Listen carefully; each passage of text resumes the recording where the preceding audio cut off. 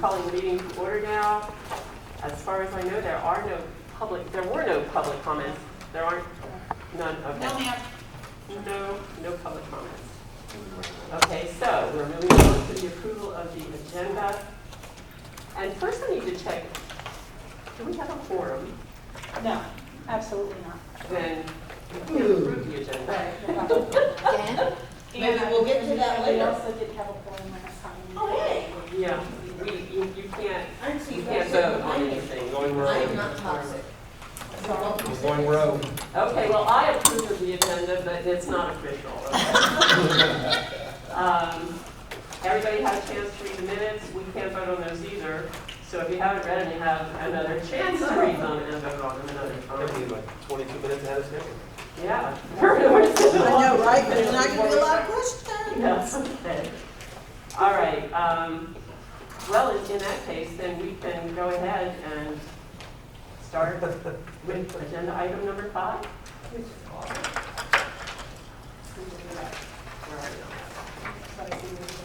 Oh, so we're going to do the Hampton Roads Regional Express Network. You ready to go?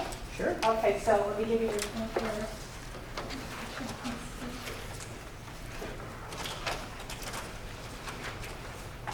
Right here.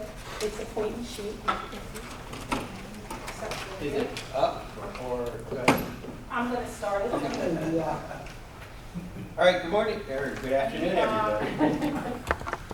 This is, my name is Tim Hayden. If I do this properly, Tim, I'm not going to put everybody in the dark, so I never know if I get the right switch. So how's that? You know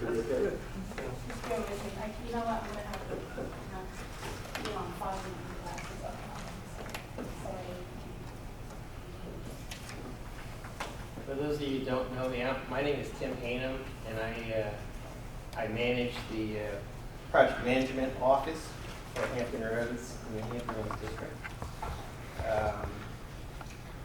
And I'm going to give you an update here on the Express Lanes project.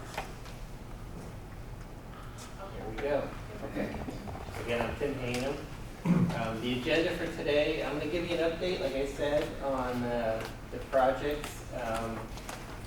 The overall network really, but I'm going to focus on the 3 projects that are under design. Hopefully I'm going to be able to show you a video that I think is really good. It gives you a kind of a good perspective of what's going to look like when you're driving through the network once it's implemented.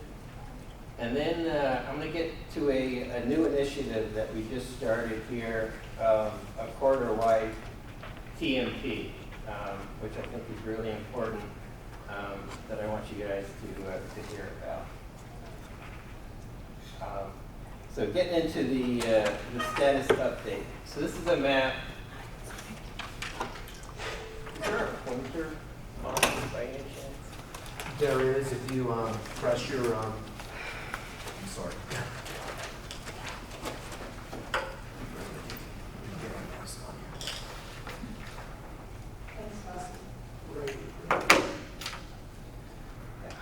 Okay, thanks, Bob. So this is a slide to show you kind of the overall Express Lanes network that we expect to be implemented by 2025. All of these projects are in different stages. So I'm going to start with the one that's existing.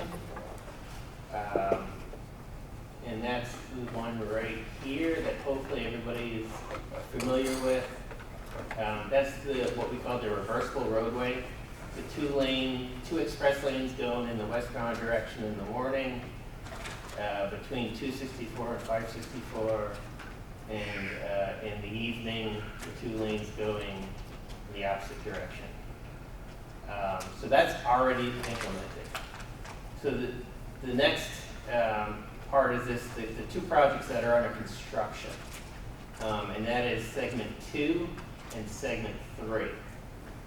Segment 2 is what we call this segment down here, and that is essentially from Bowers Hill to 264. Part of that is the high-rise project, which I'm sure everybody is familiar with. Yeah. That's under construction. The other part is in Greenbrier This is the HOV hot conversion that is also under construction right now. Both of those projects are scheduled to be completed and implemented by 2022. So the end of 22, you'll start to see express lanes in that section. So we'll have express lanes from Bowers Hill all the way up to 564 by the end of 2022. What I'm really going to give you an update on here is the projects that are under design right now. So it's kind of the third phase of all of these projects. And that includes 3 different projects: Segment 1, 4A, 4B, and 4C. So Segment 1 is basically the same location as the reversible roadway. We're doing some modifications to it. And basically what we're doing is we're adding a part-time shoulder lane that will act as an express lane in the opposite direction of the current express lane, the current reversible roadway. And the idea is to make that a bi-directional system. So we have express lanes going in both directions.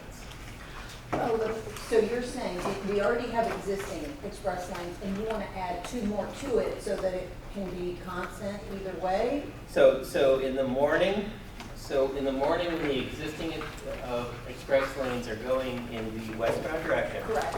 we'll have 1 going in the opposite direction. So you'll take, so there's 2 existing and you're just going to take 1 and have it go the opposite direction and just keep it 1 lane going that way? So what we're going to do is we're going to convert one of the shoulder in the opposite direction into a part-time express lane. Okay. So you'll still have 2 express lanes going in Okay. the westbound direction in the morning. Okay. You will also have 1 lane going in the eastbound Because you're direction. going to eliminate that shoulder. Yes. Okay, now I'm following. Sorry. Yep. Sorry, everybody. No problem. I'm there. I'm with you now. So that, Mark? On the shoulder lane, will there be a speed differential as there is for the other express lane? yes. You will, basically the express lanes will be monitored to maintain a certain speed on those. So you may experience some speed differential between the shoulder lane and the GP. Yes. The posted speed will be what? On the express lanes, the posted speed limit will be 65. And the posted speed limit on the general purpose lane will be 55. Thank you. I think it's a great idea. Tim, will that lane then be reinforced in some way too? Yes, part of the project is to reinforce the pavement structure to handle the increased traffic. Yes, thank you. Okay. So the second project that we have under design is what we're calling the segment 4A4B. That's between Jefferson and LaSalle. That essentially is just converting the existing HOV lane into an express lane. So you'll still have 3 CP lanes, just that existing HOV lane will turn into an express lane. And then we have the third project under design is 4C, which butts up against that project I just talked about and the HRBT expansion project. And that essentially is just extending the HRBT is already building 2 express lanes and 2 GB lanes. We're basically extending that typical section all the way up to LaSalle. So between LaSalle and Settlers Landing, beginning of the HRTP project, you'll also have 2 express lanes, 2 GB lanes in each direction. It also includes widening of the Hampton Road, or the Hampton River.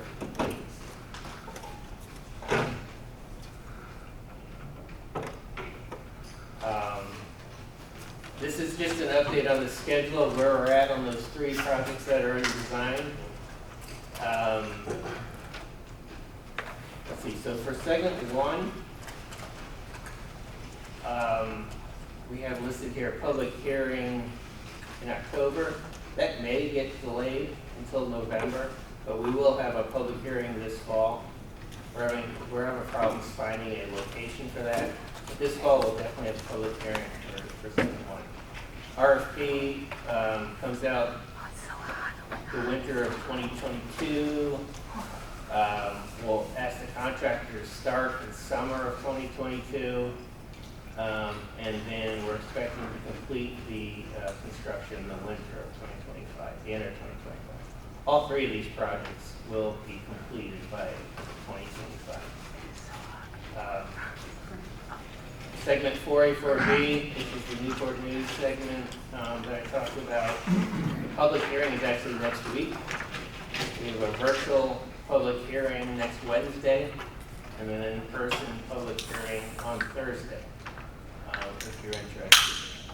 We'll advertise that project in the spring of 2023, get the contractor going in the summer of 2023, and again, to be completed in 2025. In the segment 1, request a proposal, is that more like first quarter, winter 2022? I'm just following the sequence. Because you said winter and then notice proceed this summer. So you're looking at maybe first quarter 22, like January, February? Exactly. Okay, Yes. okay. Yep, January, February, we'll put the RFP out, and then we'll give them the notice to proceed in summer. Okay. Yep. 4C, as far as the public hearing goes, we actually had a virtual public hearing last night. And then we have a in-person public hearing tonight on 4C. And we're expecting to put that RFP out in the winter of 2021, probably November. The summer of next year, we'll give the contractor notice to proceed, and again, everything is completed in winter of 2025. Tim, on the 4C section, that's up at Hampton, right? Is that, Yeah, Okay. it's between yeah. here and here. Is that the Settlers and section? South. Yeah, where there was some concern recently publicly about the impact of closing certain ramps on the ability to transport very specific special people from one place to another. How is that being resolved in any way? So I think what you're talking about is the proposal to close ramps, the on-ramps at Mallory and Settlers. Yeah. Yeah, so that's actually separate from this project. That's a proposal that the city is looking at. I do know that they had a meeting, city council meeting last night. I honestly don't know what happened from that meeting, but it is completely separate from this project. It doesn't have anything to do with the construction that we're doing for this project. So your construction wouldn't require them to close those ramps? No, absolutely not. Okay, No. thank you. Excellent question. Not that you needed my approval. Just thought I'd say that. Okay, go ahead. Gary has a question. Good question here. So, after segments 1 through 4C are complete in winter 2025, Yep. what are the specific outcomes you hope to realize? So if you had a metric for a specific outcome, what should the public see?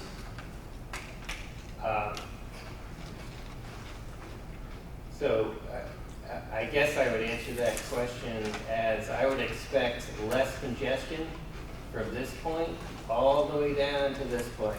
So less congestion in the general purpose lanes. I would also expect, to be able to give travelers, an option getting through the HRPT tunnel if they wanted to pay for, a dependable trip. they could do that as well. Those are the two main benefits of the project. But in terms of desired specific metrics, what are you measuring here? You know, so if you've got metrics 1 through 5, what are those metrics? And after I do 1 through C, what should those metrics look like? I.e., for instance, vehicle miles traveled were reduced by 10%. Travel time between point A and point B was reduced by 10 minutes. Increased use of transit by 5%. So are there any metrics? There are. And if there are, what should we? There are. I don't have exact numbers, but there are metrics. So we do expect less congestion. So the metric for that basically is speed through this corridor. We do have metrics in terms of travel time, getting through the corridor in a normal peak period, AM and PM, that improve from existing conditions to 2025 conditions to the designer conditions, 2045. So all those are improving. And that's the reason we're moving forward with this project. I don't have the exact numbers that we're expecting. And it is all a model. Right. So I would hesitate to even give you a number, to be honest with you, because it's based on assumptions. You know, we throw it into a model, and this is what we expect, and that's what we kind of designed to. So I can tell you without a doubt, conditions are going to improve. Right. I would hesitate to give you guys a number. 10%, 50%. Yeah. Okay, Tim, there's another question here. Never mind. Thanks, Tim. So for these express lanes, they're going to be generally for anybody that wants to pay an additional toll to use them. So SOV can pay a toll to use them. What's the SOV? Single occupancy. Oh, okay, gotcha. Sorry, So- I'm not in the military. High occupancy vehicles, so Yeah. 2 or more people can use them for freight. Okay. Buses can use them for freight. Oh, excellent. Motorcycles can use them for freight. Everybody else, the single occupancy vehicles have to pay a toll. And you have to have a flex pass if you are switching. If you're HOV. If you're yeah. If you have 2 people or more in the car and you want to go for free, you have to have a flex pass in order to do that. Oh, you do? You have to have a, so- Yeah, there's 2 types of easy pass. One is allows you to kind of switch over to HOV mode to tell the sensors that there are 2 or more so you people. gotta remember to put your toll. Got it. Yep. So what's the price of the, do we know what we're gonna charge people for this lane? No, and it's dynamic tolling, so we don't know on a daily basis what it's going to be, but what we expect it to be is very similar to what's already happening in the segment 1 project, which is 264 to 564, those express lanes. So, you know, on that website, you can actually go to that website and see what the prices are on a daily basis. Mhm. We expect it to be very similar to that. But this is during the peak, But there's no travel set times. prices, right, Yeah. okay. And this is primarily, because I know I've used the lanes, but it's not during the peak hours, and it says, you know, they're open, everybody can use them, there's no toll, and I don't have a little meter thing in my window. Okay. So, I mean, this is, what you're talking about is just during these peak hours? There's still gonna be the sign that says, hey, no toll, everybody can use it? So these actually are going to be 24/7. You know, we would expect the off-peak hours where there's not a lot of demand, Those to be right. very low tolls. So I wouldn't expect hardly anybody to be using these express lanes during off-peak hours. Unless you're going faster. And it's going to be very low tolls. During the peak times is when the tolls will kind of, So it's always gonna have a toll, no matter It is what, always gonna have a toll. whether you're peak hours or not peak hours? it is. So is that gonna change for the other lanes then as well? Yes. So we're gonna start tolling people to use it, Yep, period? yeah, Bowers Hill to Jefferson will all be tolled. Change, yeah, so the privilege of using it without the toll is gonna go away. Unless you're a Joby or on a bus or whatever. Right, unless you Yes. fit one of those Yep. criteria. Okay. Yep. I apologize if this has been brought up before, but I forget. So around the loop, those lanes right now, kind of you can just go in and go out. Will they be pulled off, or will you just be able to move in and move out? So that's a good question. We're still working on that. There is discussion on how to separate the express lanes from the GP lanes. It could be the fact that, so there's going to be a buffer. There's going to be about a 3-foot buffer. That's no doubt. But it could be just striping, double lane striping, white lanes that nobody's supposed to cross over. It could be striping with rumble strips, which adds a little bit more, or it could be striping with flex tubes that you see out there. We're still figuring that out. We're looking at what other people do in other parts of the country, to be honest with you. I know there's a trip scheduled to Atlanta, I think in other places where they have this implemented, with and without the flex tubes. So we're gonna look at that, see what they say, and make a decision. That's still a question that we need to do. I've seen miles of the tubes, like in Miami to Fort Lauderdale, where they go Right. that way.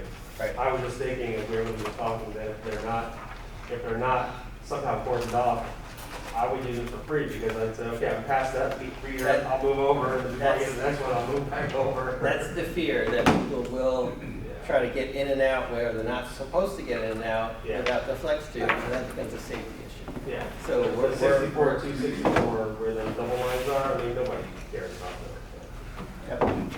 Yep. Personally, I'd like the opportunity to use those lanes without being told when it was at the off-peak hours. Obviously when it's high traffic for people going to and from work, that kind of thing.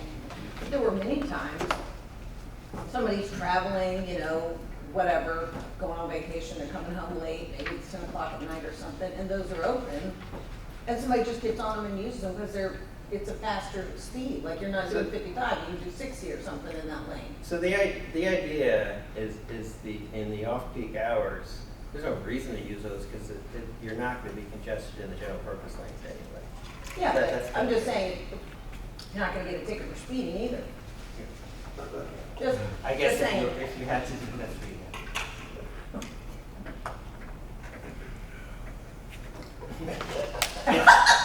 yes.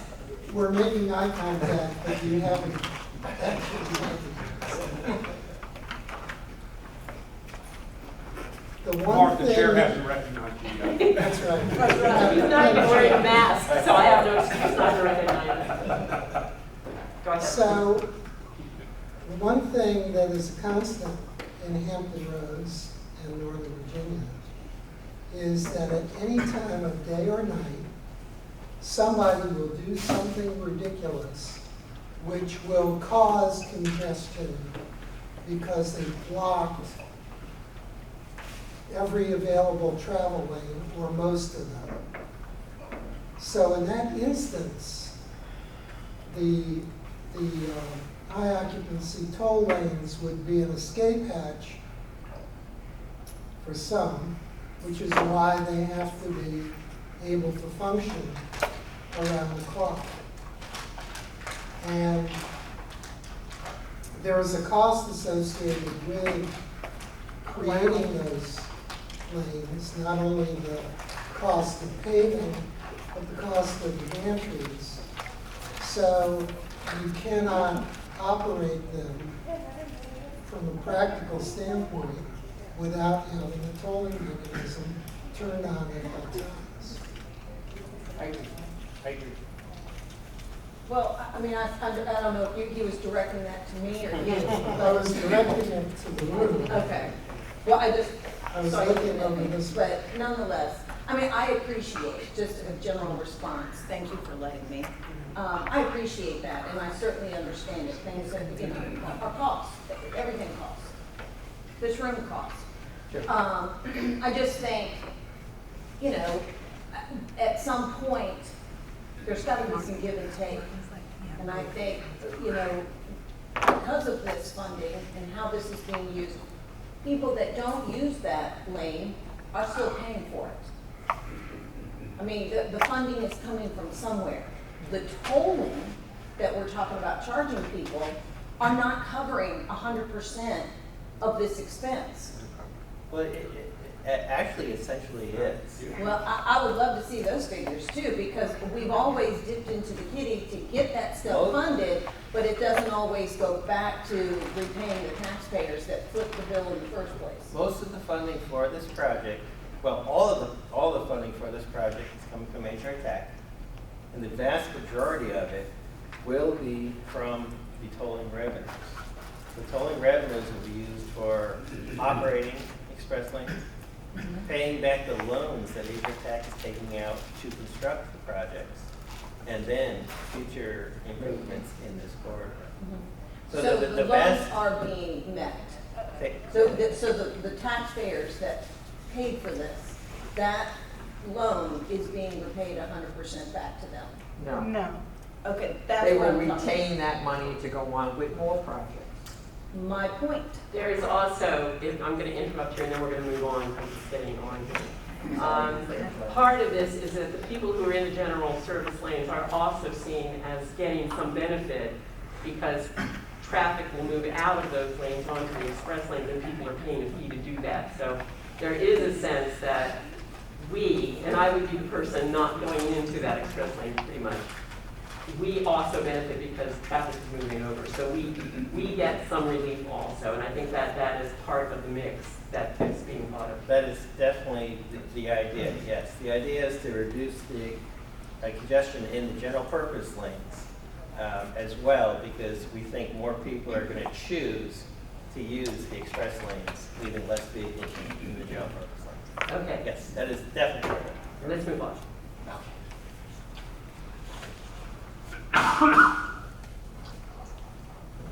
So I was hoping we could show that video Yeah, at this thank point. you, Rob.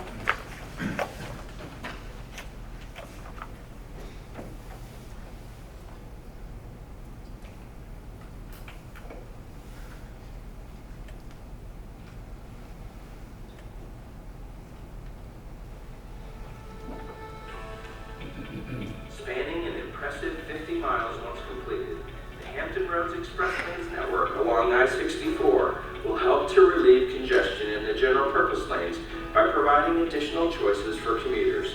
This results in more reliable travel times. The pursuit to relieve traffic congestion along I-64 in the Hampton Roads area is ongoing, and VDOT, in regional partnership with the Hampton Roads Transportation Accountability Commission and the Hampton Roads Transportation Planning Organization, is continuously working to make your commute better.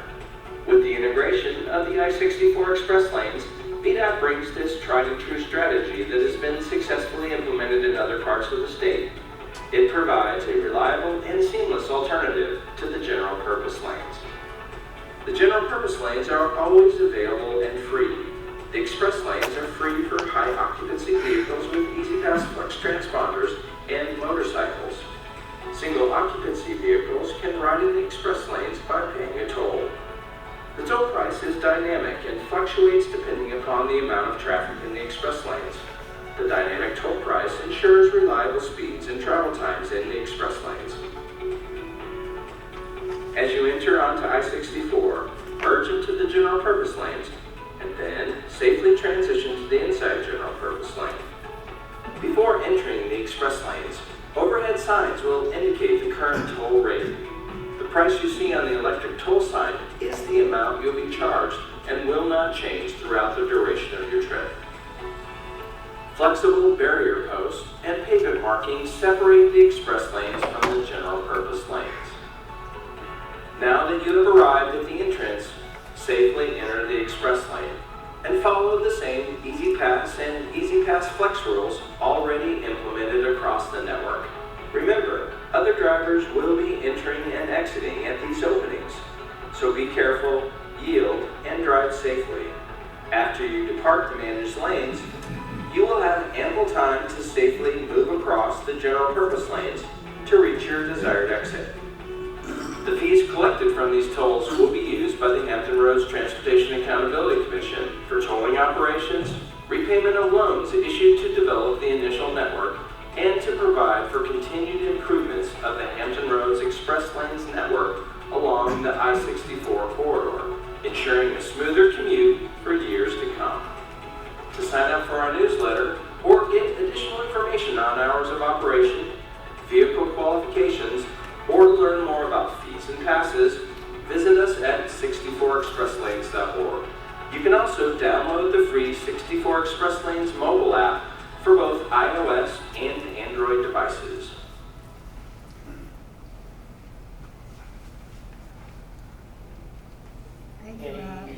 Any questions on that before I move on to the, yeah? Yeah, I noticed people moving in and out, so is there some kind of overhead kind of thing that's going to know that you went onto it? I know you were talking before about There are. barriers over here, but Yeah, are there so the- overhead to know Yeah, that you entered? those are the gantrons. Yeah, so there'll be areas where people can move in and out, but then there'll also be areas that are,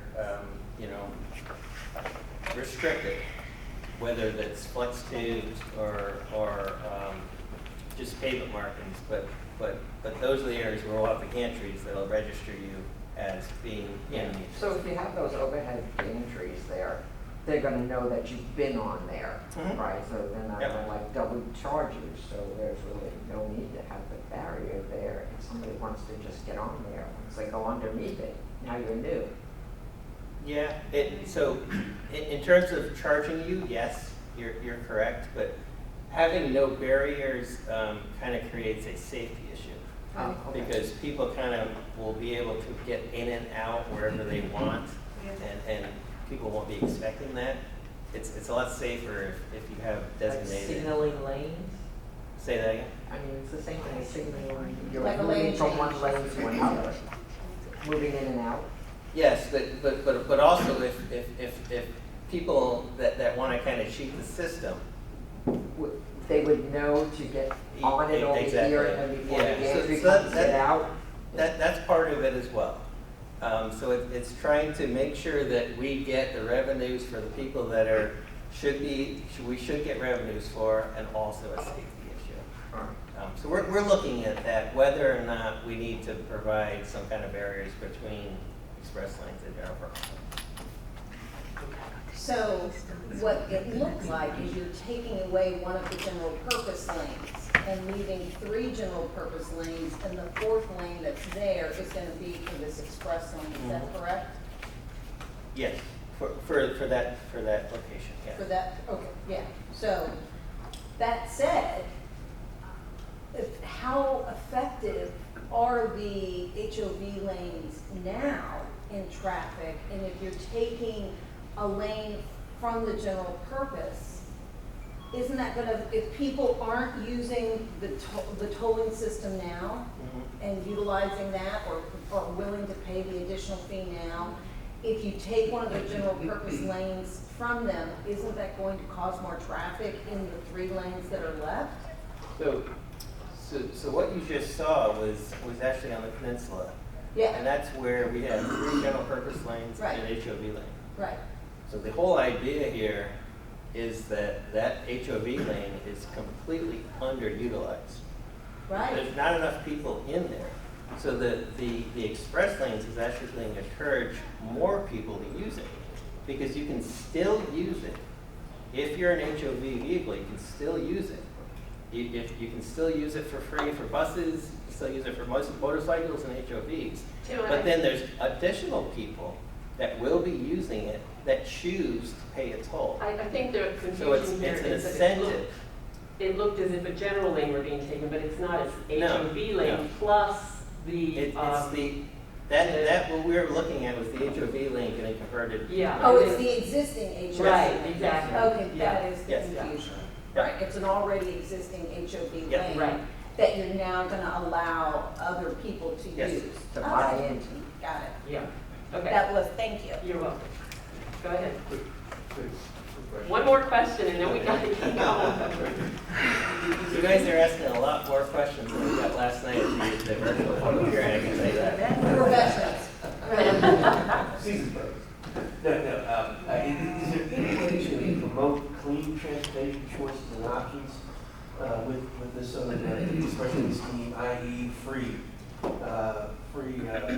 entry for EVs or for vehicles which have a great amount of mileage? I'm not an expert in that. I do know that that is not an option anymore. I know it's been an option in the past to use the managed lanes for free for clean vehicles. And I do know that that is not going to be an option, my understanding, in the future for these express lanes. I can't speak intelligently why that decision was made to you. I can get you more information on that. David Cardell would be the person at VDOT to answer that question for you. But I do know that clean vehicle exception is not going to be allowed in the express lane. Okay.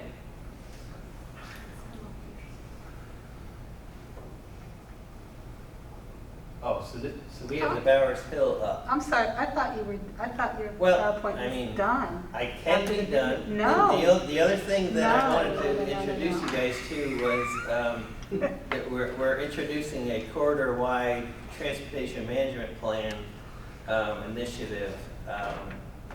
I go through them really quickly if Please, you want, please. or we can move on to Yeah, Scott's. okay, House. if I might, the reason that I did that is because you went to the video, so I thought you were done with your PowerPoint. I can very easily and would prefer to bring your PowerPoint back up so you It's can up to continue, you guys. okay? I'm more than willing. Let's do that, because we don't want to take your time. Yes, Bob? Yeah. Sorry. Madam Chair, Tim, if I may. While Kendall's pulling up that PowerPoint, just a couple things. Thank you, Tim. And, Gary, I'd like to respond because I'm sorry, I'm sitting back there and I'm like, no, we have looked at metrics. The Victor's staff has. So the great work VDOT's doing under Tim's leadership here, a couple things I'd like to point out. First off, think of it as added choice that you have, added options. Remember the HOV lanes, the high occupancy vehicle lanes we used to have on the south side? You couldn't get in them unless there were 2 or more people in the car. I'm going to do your stats to back this up. They fell miserably because we're not Northern Virginia.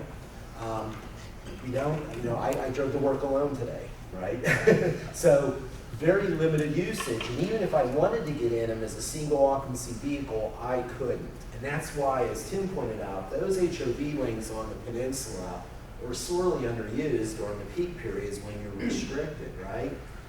Now, and then let's go back. With former Secretary of Transportation Aubrey Lane, we did a pilot on the south side. And we converted those HOV lanes to hot 2 lanes, which is what Tim's talking about. High occupancy toll 2 lanes. So if I go to a meeting up at the peninsula and I don't mind paying that 50 cents, I can jump in with my transponder and I ride them. It's the best 50 cents I'll spend that day. Presuming that it's gonna be 50 cents. Right, now what you're gonna see though is we're not gonna be like that Northern Virginia rate, and what Tim's showing is, the range is expected, right? We're not looking at absorbing fees to be able to ride this. The thing I wanted to point out, if I may though, is and Ms. Danaher, you're exactly right. So for everybody like me that moves over, that's freeing up space in those general purpose lanes, which will always remain free. Gary, to respond to your question, we saw that the hot lanes on the south side started to shave off 14 to 18%, Todd, right? From the general purpose lanes. And the other thing, and as Mark pointed out, we tend to have these peak issues, congestion, et cetera, if you can start shaving off 18% off the top, it really makes mobility go quick. Now, I'm going to be honest, at first, as a technical staff, we want to take a close look at this. So what we did was we populated that $5 billion of transportation improvements around the ring. And we wanted to see what $5.3 billion of your money was going to do in the year 2045 if they were all free general purpose lanes. And what we found out was it was going to be red all over the map. And the reason for that is we have limited money, limited right-of-way, right? In the city of Hampton, we have the Emancipation Oak, we have the federally protected cemetery. You just can't widen that road anymore through there, right? So the question became, how do we get the most value for our dollar? Gary, back to your metric. Keith Nichols, you've all heard, he modeled in 2045 how long the trip would take from Settlers Landing down to 564 if we did no managed lanes. And found out that that trip, when you added into him all the growth, right, you remember this analysis, was going to be somewhere around 25 to 30 minutes long, right? With the managed lanes that Tim's just outlined for you, 12 to 14 minutes, right? So those are some of the metrics now that we'll be able to monitor. This really looks like the ability to maintain that free flow trip. And Gary, back to your point about encouraging other modes, as Tim indicated, buses ride free. So stop and think about that. The bus from Peninsula Town Center the whole way around the ring will now be competitive with the automobile in terms of trip time, right? In addition to people like mine that make the choice to move over. So all of our data, all of our metrics are showing that this is really an innovative way to get the best use of our dollars investment. Yes, ma'am. You just threw out a 18% figure. That, the idea, the premise was to, if we could get 18% of the traffic to move over into that lane, it would relieve a lot of the stress on the general purposes. Is that 18% a realistic figure? Because you guys didn't have your matrix here that he was talking about asking earlier. That's the value of the test pilot we did in the south side of those HOV lanes that none of us were using. Yeah. Right? So when they converted to hot, what we found during the peak period is 14 to 18% started shaving off and moving over. So we have actual data that documented that. Okay. And that really makes us feel really good about the potential for this. Right, I mean, that's a good figure. Yeah, I mean, if you would have said 5%, we'd have been like, seriously? Right. $5 million, $5 billion, like, what are you putting on this? Right. That's So- a lot of money if it's only 5%, but if we're going above 15%, anywhere from 15 to 20%, that makes it a little more realistic. And keep in mind what Tim told you is, people smarter than me are going to write an algorithm, right? And it's going to be designed to keep that going 45 miles an hour all the time, right? So fee structure will be adjusted to influence what my decision point will be related to that tool. So thank you, Madam Chair. I just wanted to say that we have done a lot of regional analysis of this. This looks like a very good 2045 future for us with the investments that we're making. So I appreciate your chance to share that. Thanks. Okay, Tim? Thanks, Bob. Thank you very much for that. Thanks, Bob. So I want to get into, and I'll go through these fairly quickly here, a new initiative that we decided we needed to do. And essentially, we decided that we started taking a look at this, and basically from Jefferson Avenue all the way down to 264, it's going to be under construction all at the same time. So we have 4 major projects here, starting roughly 2023 all the way out to 2025. That's kind of unprecedented for this region. So because of that, we thought it was important to really take a look at a transportation management plan, a corridor-wide transportation management plan. And that's kind of the new initiative that I wanted to kind of present to you guys. It's a work in progress. We're still working on it, but the whole idea on a TMP, which is what we call them, we do TMPs for all projects, but normally they're individual projects by themselves. So because this is 4 projects adjacent to each other and 4 major projects in a big corridor, we thought it was good to look at it on a corridor-wide schedule or perspective. So that's what we're doing. All TNPs, the basic idea is to mitigate the construction impacts. We do expect construction impacts in this corridor. That's pretty obvious. The other part of this slide I wanted to point out was that it is going to be a living document. We are just starting looking at it. But essentially it's going to be a set of coordinated strategies on how to mitigate the impacts to the traveling public. So I'm going to get into that a little bit more as we go forward. This is going to be a regional coordinated approach. It's not just VDOT looking at this. All of these entities are part of this, and we've already started looking at this.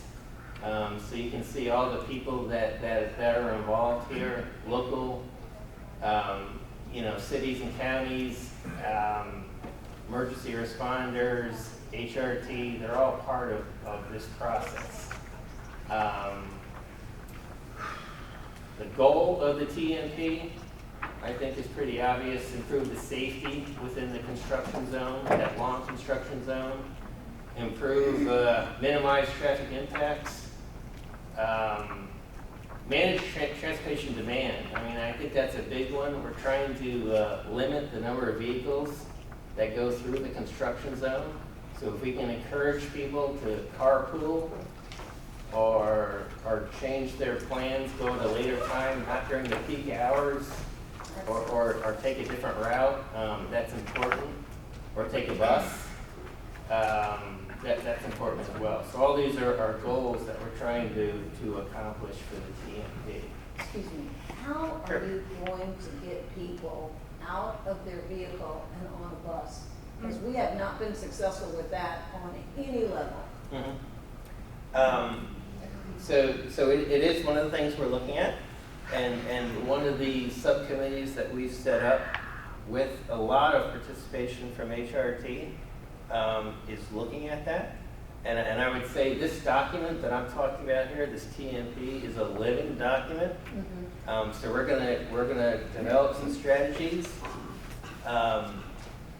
If they work, I can't tell you they're going to work. Right. So, but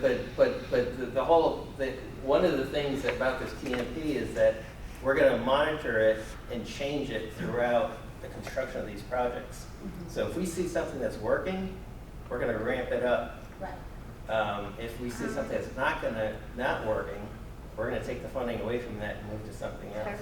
So I can't tell you that we're definitely going to be able to do that. It is one of the strategies that we are looking at. Okay, I want to say something here. Okay.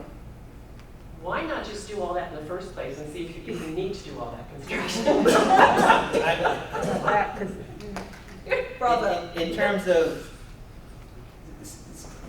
so say that again? We got all this, and it's supposed to help take traffic off the roads during the construction. Yeah. If that is successful, why not do that first and see if you need to do it? Right. You could just start getting people to do other behaviors from now, and then you might not need to do all this construction in the first place. So, and that would lead into my two suggestions. One, which we talked a lot about in Virginia Beach, in ramping up our bus service, is to put free Wi-Fi on the buses. People can literally do some work while they're on their way to work. Or whatever it is they're going to do. That would be a huge encouragement. The other issue is, I'm going to take this bus. I've got to go to the bus stop and park my vehicle, take whatever it is I got to go with me to work. Hopefully it's just my purse that day, not a briefcase and other paraphernalia. But then I got to get off the bus somewhere, and I gotta take me and whatever I take on that train or on that bus where's my job? How far is my job from the bus stop? That's the problem. that you're facing with people using the bus. I don't know that people are just adverse to buses, but they can, they can talk on their phone, hands-free, obviously. I mean, they do stuff, and they feel like they can get to their job quicker and park directly by their work and not have all of the busing, like, where am I gonna go? And I think what you're talking to is maybe the reason why, we're doing this project as opposed to just looking at, transit improvements. But what we're looking at is kind of some temporary improvements that may take a little bit of the demand away from the roadway, reduce it just a little bit to make sure the impacts aren't as bad as they could be during construction. Okay. Kendall has a comment? I do. Waverly, what I want to say to you, in addition to what you've said, is that, and I'm sure Bob will speak to it, but you have two co-members, Gary and Brad Martin, who serve on the RTAP, Regional Transit Advisory Panel. The stated purpose of the Regional Transit Advisory Panel is to take a look at the issues that impact riders and potential riders, and kind of how to grow transit in Hampton Roads. And everything that you said, and Bob can go further, has been said by the RTAP, presented to HRT and the RTAP participants, and there are 70 some, representing citizens, community members, agencies, stakeholders, et cetera, across the region. I would recommend that we share with you the findings of the RTAP, the presentations that were made, the next steps of the RTAP. Again, everything that you said has been fleshed out. Bob is nodding. I can just see him in my third eye, so let me hand it up because he can speak more fully. No, I absolutely agree with everything Kendall said. I think that would be a great, maybe next meeting, man.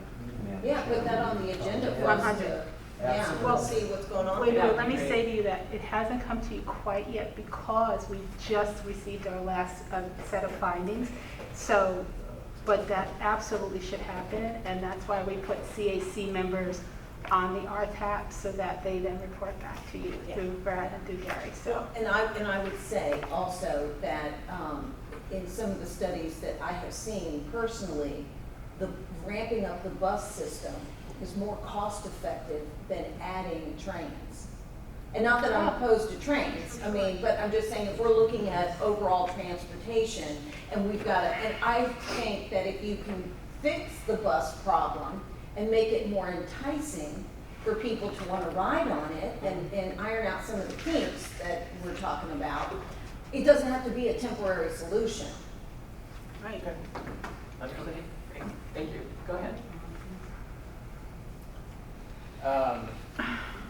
So the first step on developing this corridor-wide TMP is to figure out what the impacts are going to be and where they're going to be, basically.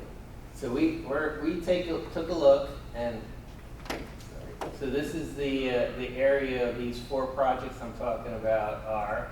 We took a look at the construction schedules and tried to figure out when we were going to be constricting lanes or shoulders and when we thought the worst case is going to be. And we are developing a traffic analysis to determine exactly what we should expect in terms of delays and queues and all that stuff to help us inform the strategies that we come up with to try to mitigate some of those impacts. We're also looking at, the city of Hampton, this arterial network here already experiences impacts for people getting off the interstate, getting back on because of the daily congestion that they see on the interstate. So we're looking at that in terms of construction as well. In addition to Norfolk. We're looking at how it impacts the Norfolk arterials as well, because that's going to be part of the strategies that we come up with. This is kind of the organizational structure that we have developed for the TMP. The steering committee, hasn't been developed yet. That'll be developed when we start getting into construction, but what's already started is these subcommittees on the bottom here. Transit, demand management, communications, and traffic operations. We've already met with people and talked about impacts and potential strategies, in each of these areas. VDOT, localities, so Newport News, Hampton, Norfolk, Chesapeake, Virginia Beach are all involved. In addition to that, for the, keep hitting the wrong button, I'm sorry. In addition, for the transit and demand management subcommittee, we have HRT heavily involved. Communications subcommittee, in addition, we have the HRBT project communications people to make sure there's a consistent message throughout the corridor for all of the projects. And traffic operations, we're also involving people like the state police and local police and emergency responders to make sure that they can provide their input as well as what strategies we need to develop. All right, so these subcommittees I just talked about, they identify, implement strategies to manage congestion, maintain traffic during construction, reduce the number of vehicles, that's the demand management in the construction zone, and keep people informed. This is the traffic operations subcommittee. Some of the things they're going to be looking at are incident management, how to clear crashes quicker, the use of ITS for traffic monitoring, queue detection, and traveler information. So we may have some signs up there that basically gives you travel times. If you want to go this way, it's going to take you that long. If you want to go this way, it's going to take you that long. Coordination with the top. Traffic signal performance on arterials, that gets back to the local spot improvements. So those are all things we're looking at. Tim, There's a question. as you're looking at that stuff real quick, Sure. is there any sophisticated integration with some of the wayfinding apps on your phone, whether it's Waze or Google or whatever? We're using that data. Yes. You're using that, but is there a two-way communication there beyond just the motion sensing that the apps use anyway? Is there an integration of work zone construction times or anything like that with any of those apps?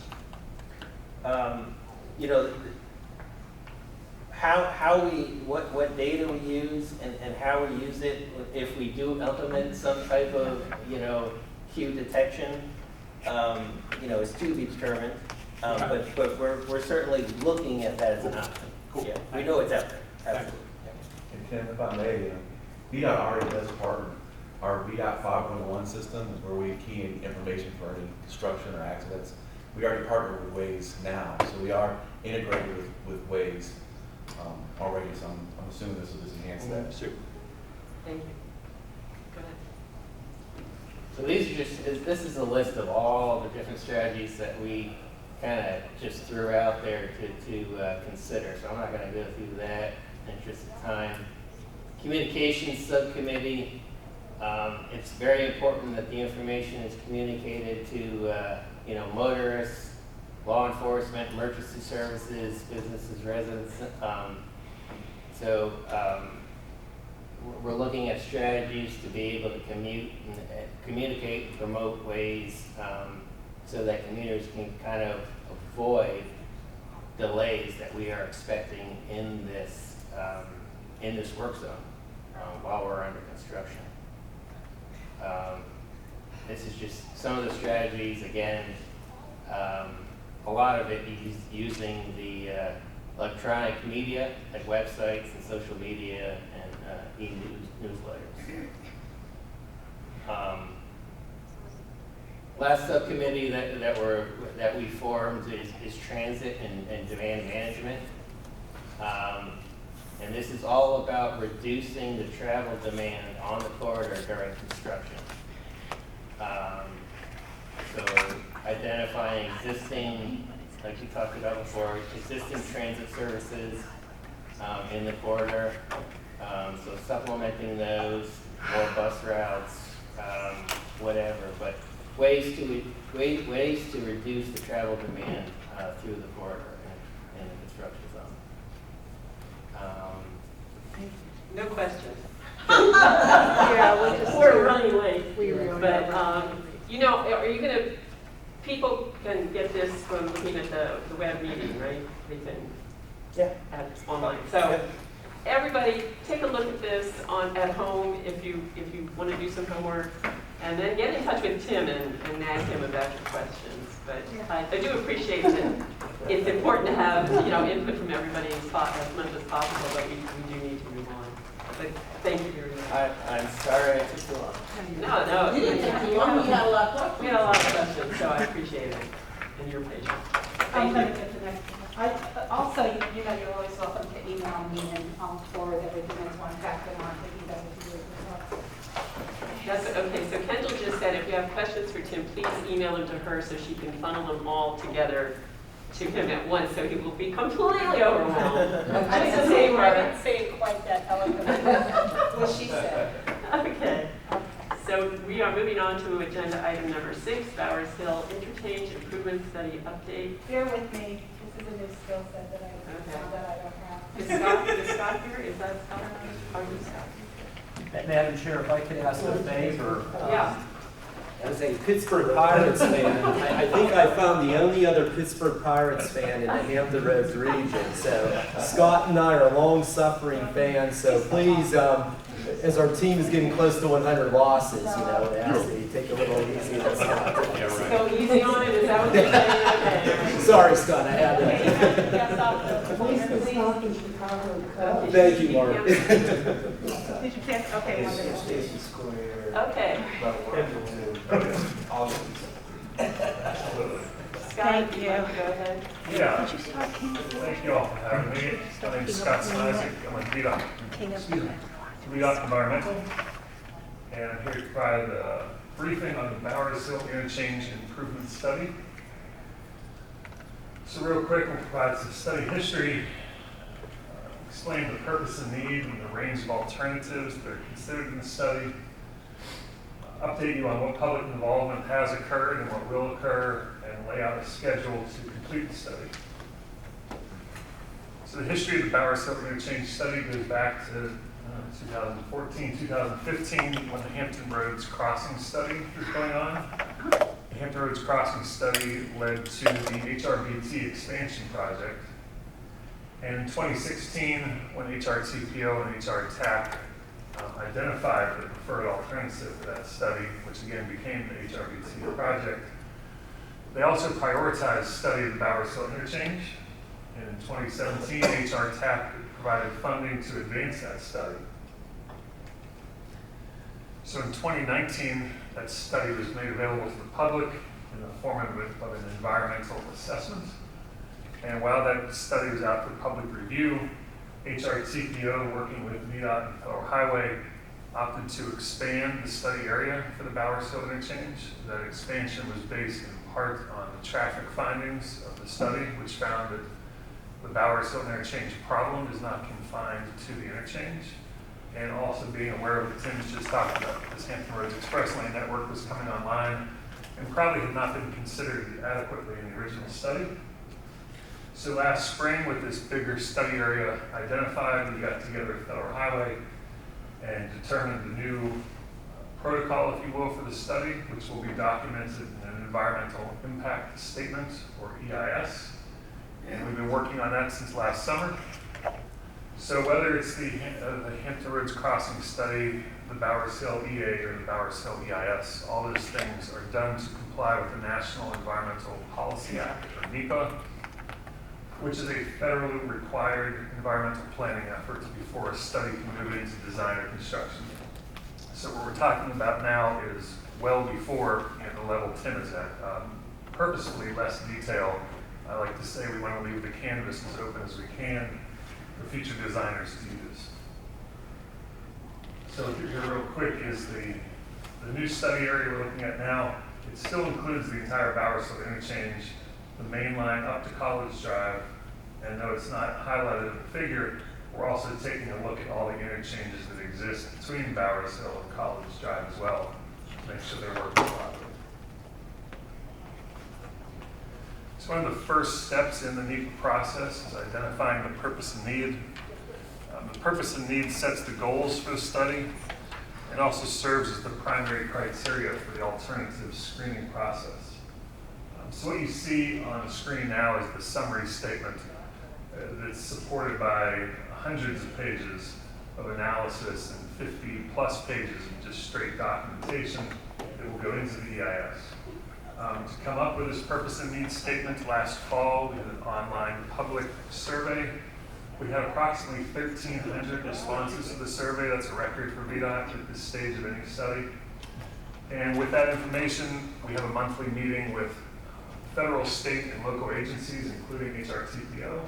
So we brought all that back to them, and we achieved concurrence on the range of on the purpose and need, which is on the screen, but the focus are those 3 bullets at the bottom: to reduce congestion, improve travel reliability, and provide additional travel choice.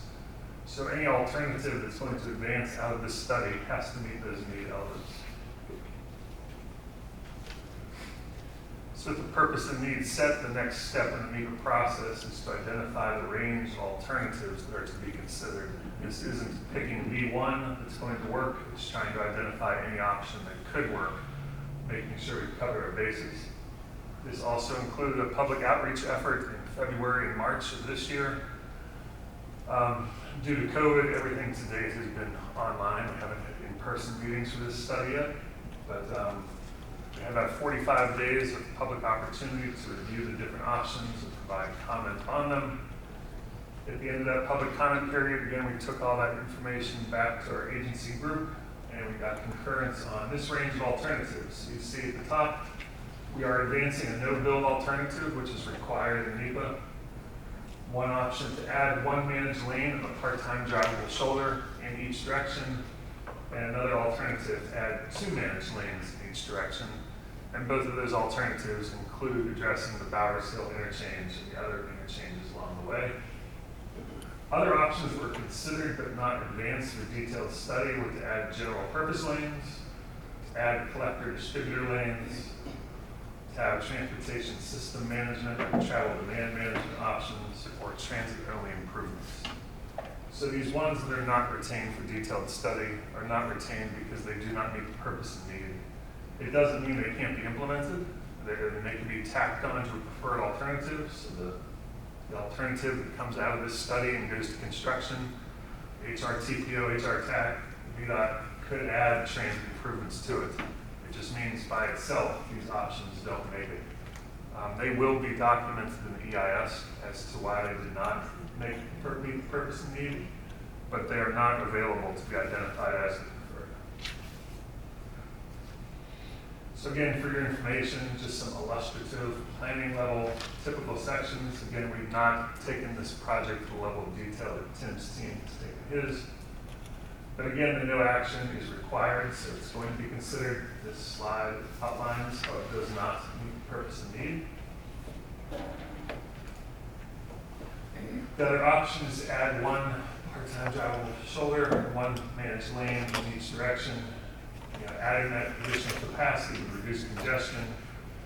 It will improve travel reliability and provide travel choice by opening up for HOV, HOT, and or bus service. And I think it's important to note that it's not the NEPA's process's place to identify whether it's going to be HOV, HOT, or what it's going to be. That's why I use the term managed lanes. Later in the presentation, we'll get to where that decision will be made. And then the other build alternative, again, is to add 2 managed lanes. It meets the need elements in virtually the same way, but possibly to a greater extent than 2 managed lanes. While these are illustrative typical sections, I will point out on the bottom what we're showing is the new managed lanes on the inside towards the median. And that is a commitment of this study to widen to the inside to the greatest extent practicable. Places where that is not possible is if you're driving south between 164 and Pughesville Road. There's a rail line that runs through the middle there, so there is not room to widen to the inside. At this stage, when we finish NEPA and Tim's team takes over, perhaps advanced engineering will figure out a way to fit it all in there. But at this 30,000 foot view, that's not something we're ready to do. While we are widening to the inside, and I think the key term is to the greatest extent practicable, not everything fits in the inside on this stretch. It's not that wide. So we're looking to put as much as we can into the median. The study is finding that there will be a need for widening or improvements to the outside, whether it's actual lanes or stormwater ponds, that's to be considered down the line.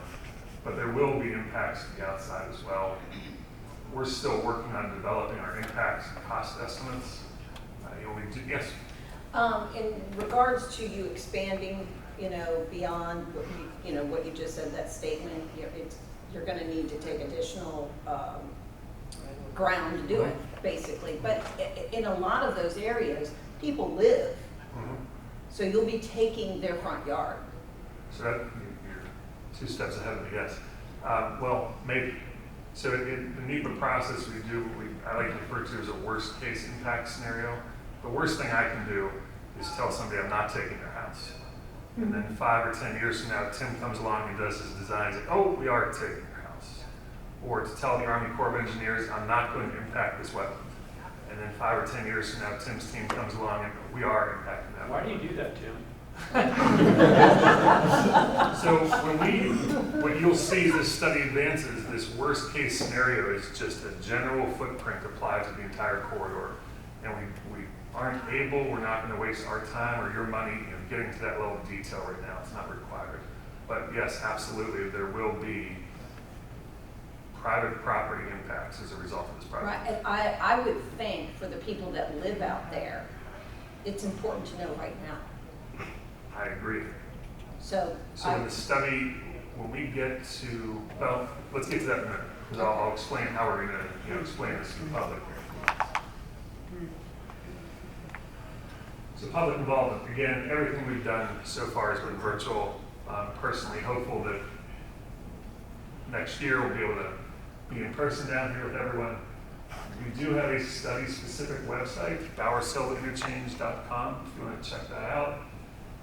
We have a monthly newsletter. If you've not signed up for it, I would encourage you to go to the website and sign up for it once a month. I think it's the 3rd Friday of the month. We send out an email blast with a newsletter on it, giving you study updates and looking ahead towards future public involvement. We've also set up a study-specific email address, which has come in handy as we've had these public involvement opportunities. If somebody's on vacation, somebody else is there to see what the public is saying, respond to it. So I mentioned the fall survey for the purpose and need. Again, February and March, we brought the preliminary concepts to the public. And early next year, we'll have a public hearing. Before I get to that, there is one public involvement piece that's missing from this slide, and hopefully it'll happen in the next few weeks. A formal step in the NEPA process is for Federal Highway to formally announce and initiate the study. It's called a Notice of Intent. It's published in the Federal Register. I've been asking them to do it for 3 months now. So when they get that published, VDOT will support that effort with a pretty massive update to our website and a month-long public comment period. So again, I encourage you to sign up for the newsletter so you're made aware exactly when it happens. That's really an opportunity to comment on the entire scope of the study and inform its findings moving forward. But anyways, getting to your point, early next year, January or February, VDOT will come to the public with our recommended preferred alternative. So all the work will not be done yet, but we'll have enough work done to be able to say this is what the traffic's going to look like, this is what it's going to cost, and this is what the impacts are going to look like. And at that point, we will have mapping out showing where, at this stage, we believe what properties will have to be impacted for the project. Again, it's unfortunate the way the process works. That is not final. but it lets people know there's a chance your property is going to be impacted at that point. And then is when we are able to finish the study and funding is available to advance the detailed design, that's when Tim's team, or whoever, I don't mean to blame Tim for all this, whoever's doing the design, Tim, you are fired. we'll get to see if they can avoid, property impacts. And likewise, for the other stakeholders too, the Army Corps of Engineers looks at us and says there's no way you're impacting that many wetlands. And that's understood also that, part of the design effort in the future is to avoid and minimize those impacts as well. So this worst case scenario, again, I'm going to take a few punches to the jaw, hopefully figuratively, at the public hearings, but it's done to make sure the designers have as much canvas as they can and we don't limit their work in any way. So following the public hearing, we get all the public comments on our recommended preferred. We'll bring that back to the agency group, which again includes HRTPO, HRTAP, and the localities in which the study area falls. We will get concurrence on a recommended preferred alternative, so one of those two bill alternatives we had. We will seek action from the Commonwealth Transportation Board, so it's not official until they act, and that'll hopefully happen in the spring. And then next fall, we will present the draft EIS and all of its technical reports and all the findings of those technical reports for the public to comment again and review everything.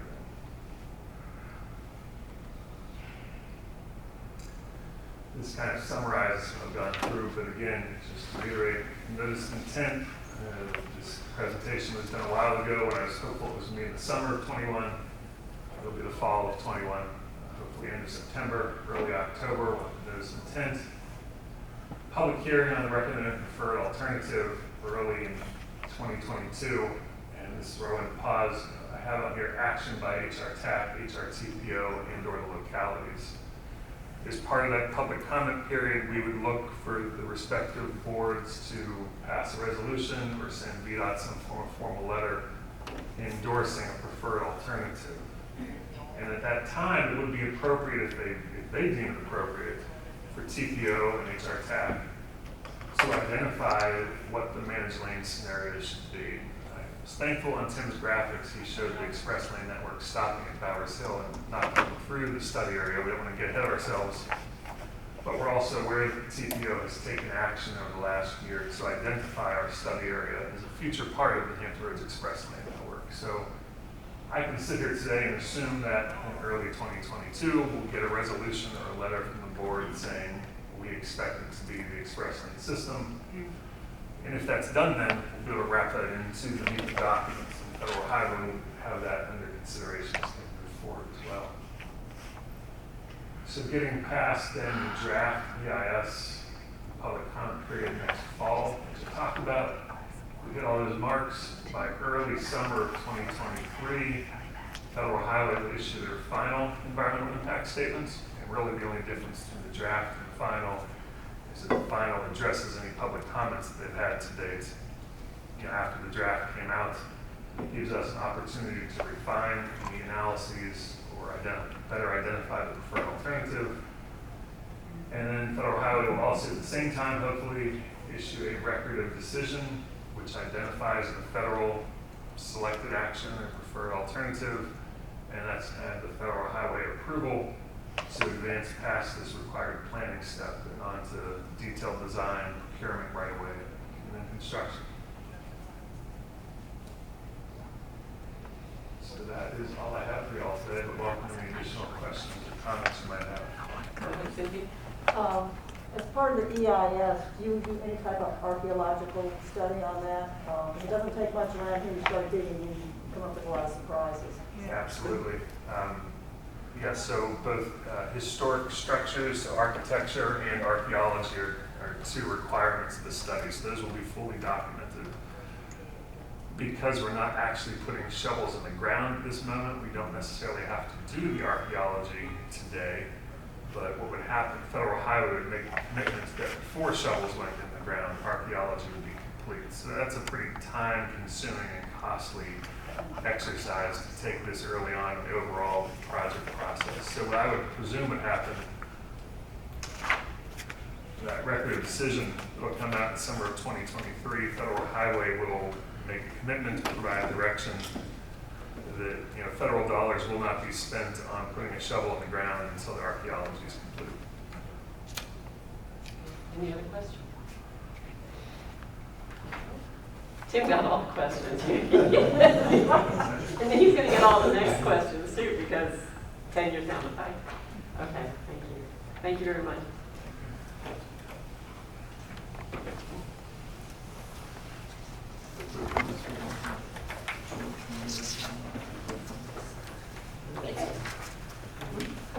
Thank you, Madam Chair. So what I'm here to do today is provide our Community Advisory Committee an update on some work we've been completing in partnership with Virginia Department of Transportation. Eric, thank you for your involvement of your team, and other community partners to advance progress on the Birthplace of America Trail, or the Boat Trail. This is an effort that I was approached by the chief administrative officers, the city managers and county administrators on the peninsula last winter, where they asked me if I could take a project management role on this project to try to start moving some progress and what they thought was a good idea, but something that if we didn't start to see some action on it, might fall by the wayside. So we really tried to reinvigorate this project over the last 6 to 7 months, and I'd like to share with you a little bit of what we've been up to. So I think everybody's aware of the Virginia Capitol Trail. Virginia Capitol Trail starts in downtown Richmond, ends on the doorstep of Williamsburg. I was very fortunate when I worked up in Richmond to be able to participate in this project, but it's about a 52-mile path, winds its way from Richmond down, as I mentioned, to Williamsburg. A big part of it through rural Charles City County. One of my favorite parts about the trail is when you get to drainage areas, etc., you avoid the up and down of the trail because, great care was taken for timber bridges and other things that keeps it a pretty moderately sloped walking and biking trail. Just a couple of comments. Of course, you leave from downtown Richmond, you go past Rockets Landing, you go through Varina and Henrico County. But by and large, most of this 52-mile trail, my friends I used to work for in Charles City County, it's a beautiful county. There's rural countryside, and except for a little country store in Charles City, there's not a whole lot of places to leave money, right? That changes dramatically when this trail enters the Hampton Roads region. And I'd like to talk with you about this because I think that the opportunity here is not only for a tremendous walking and biking path that can extend its way down through the Hampton Roads region, but also be an economic impact in terms of tourism, in terms of biking and walking, tourists coming to our community and using our trail. But also, I think this starts to provide options for a different way to move around our region that starts to become really, really exciting. This is the portion of the trail as it enters James City County. But here's where we're at today. Today, Williamsburg, James City County, and frankly, the Hampton Roads region sits at one end of a 52-mile trail, right? This is our vision for the future. Imagine if we couldn't make Hampton Roads, the 757, the center of walking and biking on the East Coast. And I know that sounds like a far-fetched goal, but where else can you have over 120 miles on the peninsula and then add in another 70 on the south side? You're almost approaching 150 to 200 miles of continuous walking path through what we think is some of the most incredible scenery, incredible resources, incredible area in the Mid-Atlantic region in the East Coast. The TPO board has endorsed the general concept of routing down the peninsula to Fort Monroe. The concept also includes using the Surrey Ferry to get to the south side, coming to the south side, using the existing railroad right-of-way, and running out to the beach at the ocean front. Our friends down in the Outer Banks are keeping an eye on us. They said if we get it down here, they would love to come through the Great Dismal Swamp. And we're talking long-term goals here, but it all starts with the vision. Keep in mind the Virginia Capitol Trail, we talk a lot about it now, we're all proud of it. It took 22 years to do this, right? It's a heavy lift. And all the things you just mentioned. Property, right? Which side of the road? Gary, how do you get it close to people that we can use it for different forms of transportation? A lot of complicated considerations. but we really think we could get there. So here's what it looks like today, right? Here in blue are sort of sections of the trail that are in place. Bottom line is we got a long way to go. It starts with the plan, it starts with the vision. But just imagine a trail. Can you think of other trails in our community that connects, or excuse me, in our country, frankly, that connects as many resources as this one could? National recreation tourism destinations like Jamestown, like Williamsburg, like the Yorktown Battlefield, the amenities in Newport News, and even the whole way down to Fort Monroe, and using this trail to tell the really important story of Fort Monroe. The bottom of this trail in the peninsula involves a loop around the Fort Monroe community that we think could be a big part of that storytelling. Just to come down the peninsula, you're looking at a total of 135 miles, excuse me, on both sides of the water. We have 5 miles existing on the peninsula, 77 miles to go. So we're not looking the other way from the south side. I'll tell you about something we're working on down there, and we have a funding proposal in for a proposal on the south side. But these CA, Chief Administrative Officers on the peninsula, have asked if I can try to kickstart this effort on the peninsula. And that's what we've been trying to do. So again, existing facilities on the peninsula are in James City County on Monticello Avenue, or near the MAC, the York County McReynolds Athletic Complex. Again, think about this trail. Newport News Park is the largest municipally owned and operated park in the country, right? What an incredible opportunity to take this trail through that facility. And I've been out to the York County Board of Supervisors, and they're trying to plan for a spur that goes down to the Yorktown waterfront. Down in Newport News, along their waterfront, just some incredible opportunities. So where might we get started? Okay, so here's a section up by Williamsburg that we think is a really exciting possibility. It follows an old road called Carter's Grove Country Road, and for people who live up by Williamsburg, the bikers and walkers are using it today. It's just this beautiful country trail, but the challenge is we've got a lot of water crossings and other things with bridges and structures, and we're not certain what the structural condition is, etc. We're going to have to take some look at that, but this is just an incredible short-term opportunity where you can take about 6 miles and build about 6 miles of this trail. So this is something that the Williamsburg Foundation is very supportive of. Their leader has talked to the adjacent neighborhoods in Kingsmill, and this is an area that we'll really like to see if we can't study a little bit, and I'll come back to how we're going to do that in a minute. We think there's great opportunities through Newport News Park.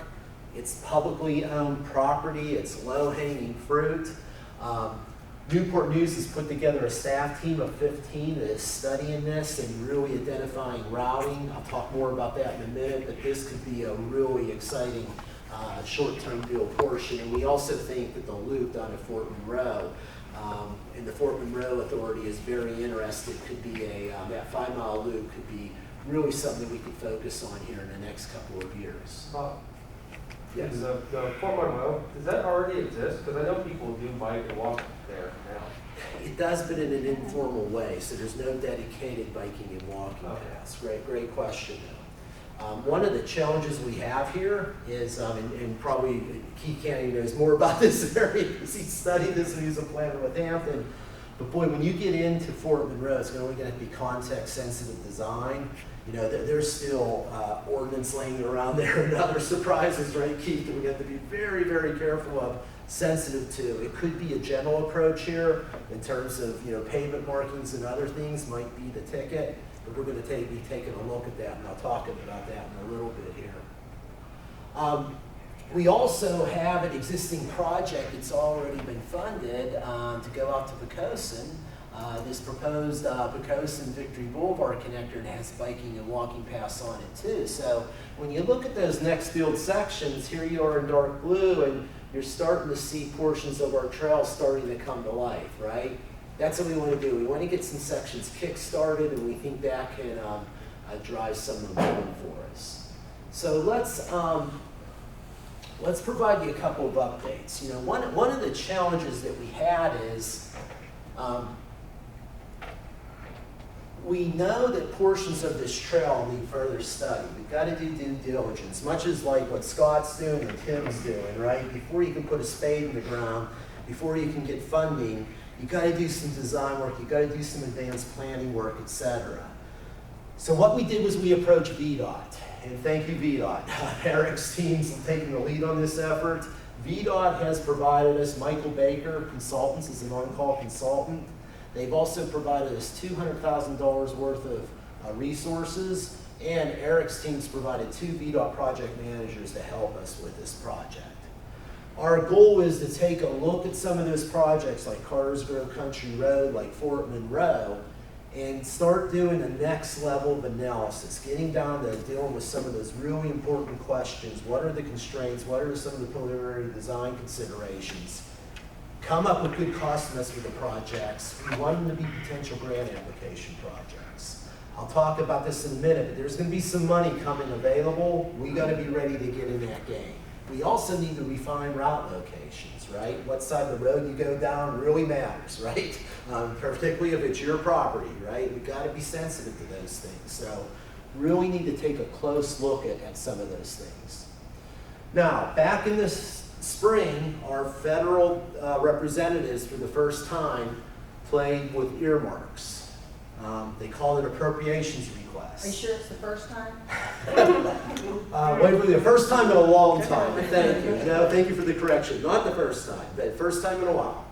So they requested of us, what do you have? But they said it's got to be small. It's got to be under $4 million. And we said, well, let us tell you about this trail. You put it there. Yeah. So Congressman Bobby Scott submitted, and I'll show you the map in a second, he submitted a request of funding for $3.95 million for a section of the trail through the Newport News Park. I'll show you about that in a little bit. So we got that submitted. We formed a subcommittee with representatives of the Tidewater Trail Alliance and representatives from all the peninsula localities. With Eric's team, we held a meeting of about 25 people a couple weeks ago, where we really started to look at sections of the trail that need looked at. We also were happy to submit a federal grant application this summer. This summer, we submitted an application under the RAISE, Rebuilding American Infrastructure for Sustainability and Equity program. Let me show you what we did. We asked for funding for 3 sections of the trail that we think are close to ready to go. First is up near Williamsburg in blue here. This section of the trail would be about 2 miles. We asked for $3.5 million. City of Williamsburg provided a local match of $700,000. Total cost is $3.5 million. The federal grant amount would be $2.8 million. Down through the Newport News Park, 4.5 miles, we submitted a request for. There's the total cost. We'd asked for $11 million of raised money. $2.8 million was provided by Newport News.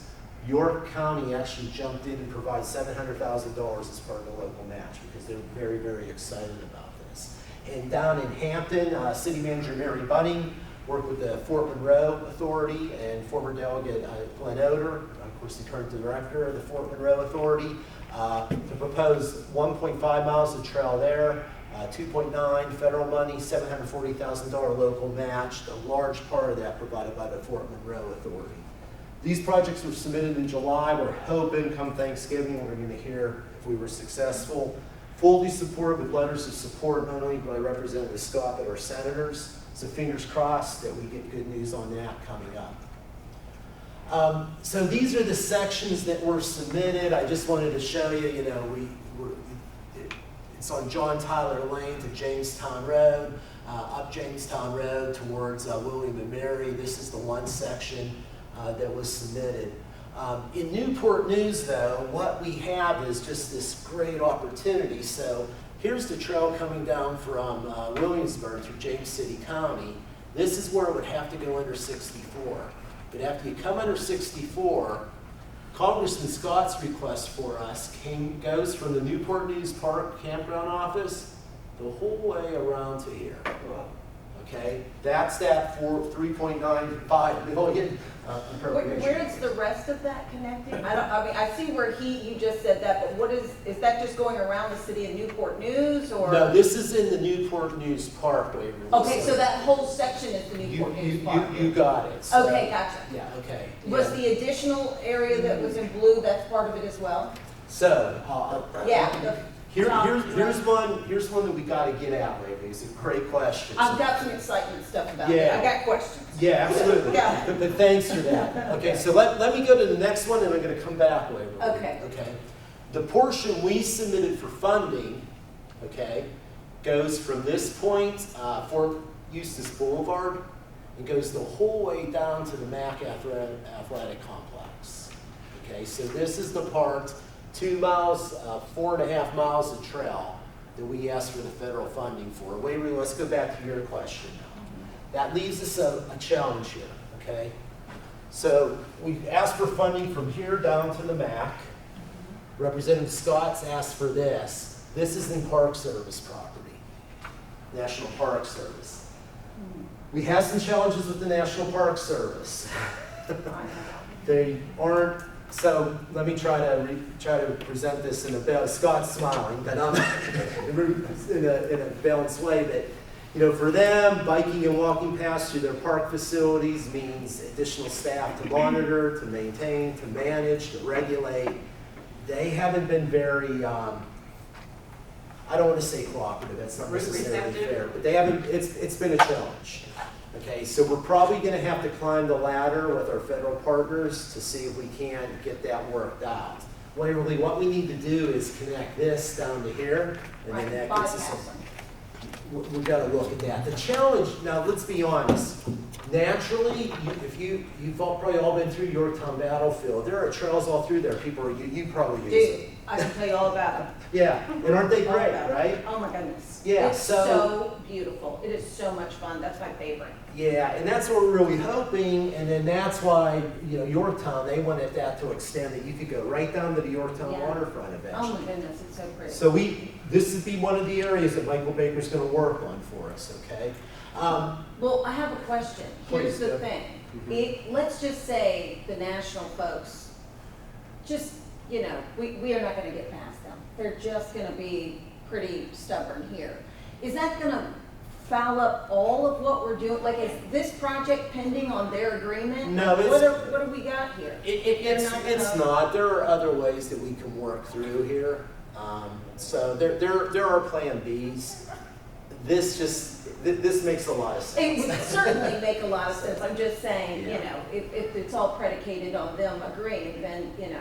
We have Start plan banging your Bs, head and that's where we are working with VDOT and Michael Baker, and we'll figure that out. Okay. We'll have good conversations with them. We'll see what we can do. So this is for the Newport News segment. They did a lot of work for us. You know, we're going to have a tunnel under Denby. Every one of these segments have little features, right? You know, like a river, a pedestrian bridge and boardwalk, or BMP outfall, pedestrian signals, but that's okay. This is what we'll deal with as we drill down to the next level. These are the segments we submitted down on Fort Monroe for now. When you come across the bridge from Phoebus, this segment out past the Dead Rise restaurant, and then the other one that goes the other way for now. So we got those submitted. But what we really want to do, working with Michael Baker, VDOT, is get those other segments and get them matured in terms of your design considerations. Because Smart Scale is coming in the spring. We really think this federal infrastructure package is going to put priority on these type of projects. We have cities that say they have money in capital improvement programs that they'll put towards this project. When we have a vision, we can coordinate with developers as they come in and develop their properties. We have RTAP and CMAP funding, and even our Commonwealth Transportation Board members have money that they can allocate every year to biking and walking projects. We think these are great candidates. I'll just close quickly, Madam Chair, by saying, as I mentioned, and let me back up a second. For the Virginia Beach residents and the Southside residents, we worked on this with the Peninsula. I also supported Virginia Beach. Virginia Beach, with our federal RAISE program, submitted money requesting funding for about $14 million for a walking and biking trail. It goes from the Newtown Road light rail station, goes in the existing rail right-of-way, goes the whole way to Town Center of Independence.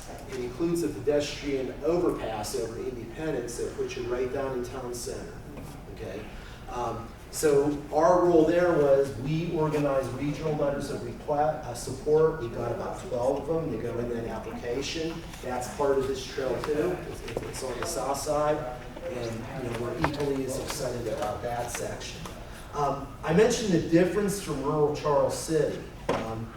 I envision this trail not only as a place that can bring tourism, but frankly, the way this trail is oriented, people could walk to work, they could bike to work, they could bike to school. This can be a transportation node, I think, for our region. Not to mention, and again, I'll just conclude with, sort of my dream would be someday that people from outside the region might fly in and maybe they start their trip in Richmond for a day or two, and then they start to bike their way down, right? They get down to Williamsburg and they pay some money and stay the night at a hotel, right? And then they make their way down, either go to the south side and do the same thing to the south side, or meander down to Newport News and finish their stay down in Hampton. And as part of that tourism package where you purchase your hotel rooms, now you're tired, so a van picks you up, you throw your bikes in, and it takes you back where you started in Richmond. There seems to be huge tourism opportunities here that people really, would be looking to enjoy and experience this type of facility. So, Madam Chair, we just wanted to give you a heads up, things to think about. If there's any input you all have, over the coming months, this would be a great time to hear that from you, and even after this meeting. So I'll turn it back to you, Madam. Okay, you mentioned tourism, which is what I think a lot of us around the table were thinking about. What about tourism funding from the tourist agencies here and people who are involved in tourism? What about seeking funding from those sources? I think that's a great idea. I can tell you there are also, we're starting to hear, that there might be interest from health foundations for funding. Mm-hmm. The Richmond, Hampton Roads mega region effort, and those business leaders who supported this, if they see that we can get some of these sections started, we think there could be funding for many ideas like that. But thank you for bringing tourism. I'm not certain we've thought about that as much so far. Go ahead, Kelsey. Well, I know that the name of this is the Birthplace of America Trail. Have you had discussions with Native Americans who really they were here first? Because some of them may have input not only in the design, but maybe even funding. Yeah. So I need to be completely honest. What we've heard over the last 6 to 8 months is that we really need to reconsider the name of the trail. Mm-hmm. It's a and I'll just leave that lay there, but we really, very important reasons for that, that I think we all share. The other thing we want to say is that the Virginia Capital Trail Foundation is really excited about this. I have a call with them tomorrow. Mm-hmm. And, if you're thinking about, I don't know, bringing somebody here from Seattle, they're probably more interested in riding a trail that's named one thing. And, I'm not saying this is Virginia, but is it Virginia Capital Trail Extension? Is it something that, with a moniker that identifies itself to us? I think we seriously have to think about that. So, and that would be part of the process. Okay, Cynthia, and then we were. Besides tourism, I was at a conference a couple years ago. I think it was up in Rockingham County. And the folks there, besides the transportation and tourism, they partnered with the school system.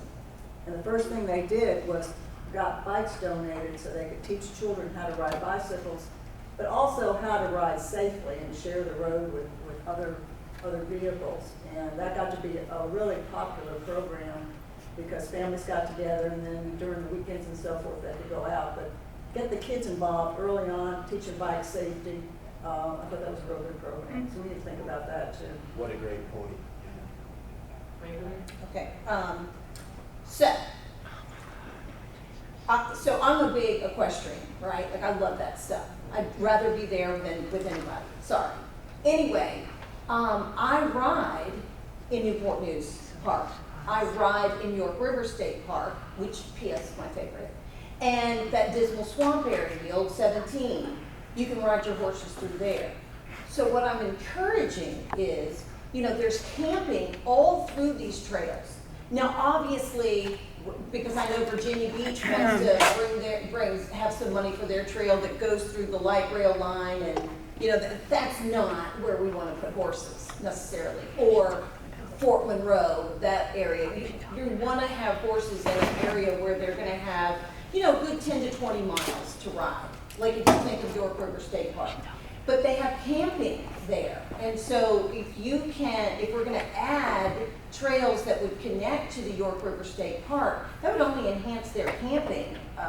You know, there's all kinds of KOA campgrounds, and it just surrounds it. But there's a lot of these places allow your horses to camp as well. I know. So I'm just saying, when we're looking at all of this, instead of just bikes and foot traffic, can we open it up to the horse community? That brings my next question is, does all of it have to be pavement? Like maybe around, you know, Fort Monroe, you might put pavement, or if you're gonna do this thing in Virginia Beach and they're gonna expand into it as well, but not all of it has to be concrete. You know, just a good tractor road, solid, you know, not gonna cave in, that kind of stuff. It doesn't have to be all gravel. It can be dirt, and in appropriate areas. Again, we're not talking about driving them through Main Street, but when you're connecting, so when you showed me the Newport News Park in that slide, that's where I peeked up, because Newport News allows the horses, but their trails are very limited. This would expand all of that, and the horses could still be there. That community really loves these parks, and they go out and help. I know personally the guys that go up there and clean up York River State Park, they've asked us to come in and just be volunteers to help them. The horse community loves doing stuff like that. Well, they need to, because but you pay for that too. No, hey, look, Yeah. you have to clean up after everybody leaving their bottles of water and Oh, trash yeah, I over there too. understand, So you know. it's still trash. And we pay for that, because you have to pay for your parking. You know, it's an area that at York River and at Newport News, the Dismal Swamp area, they have areas where the horses are parked over here. They're not with the general population. Do you know what I'm saying? So they set it up so that they're not a hindrance. And at York River State Park, they have a little area where you can pick up your leftovers, and you can actually they have a dumping station, if you will, for that. And they even have well water, so you can get your horses water, got a pump there. It's already there. So there's a lot of these parks that if you're going to be connecting to them, you're just expanding those trails, and I just want to make sure it's opened up for, you know, everybody. Even at York River State Park, they have areas that are properly marked where it's just foot traffic. But there is a massive amount that everybody can use, whether it's bikes or horses or foot traffic, whatever. I mean, it's big. Okay. So, anyway. No, thank you. We have more questions, and we're moving on here. So wait, it's Chris raised his hand a long time ago, and I missed him. I'm all right. And okay, go ahead. Quickly here. Why can't we make this a part of our 2045 transportation? It is. It is? Oh, great. Actually, and if I may brag a second, Okay. I'm going to brag on Dale Stiff here. Okay.